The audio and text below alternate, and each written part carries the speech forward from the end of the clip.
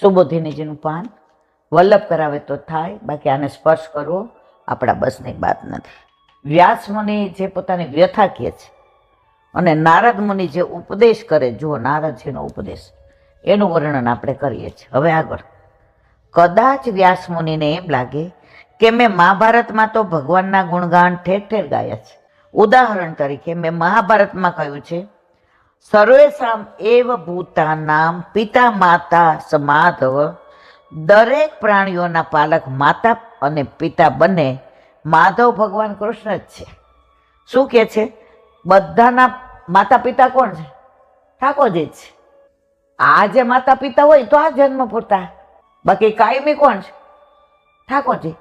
તમેવ શરણમ યાત શરણ્યમ કૌરવર્ષમાં, માટે હે કૌરવોમાં શ્રેષ્ઠ એવા દુર્યોધન, તમે શરણ લેવા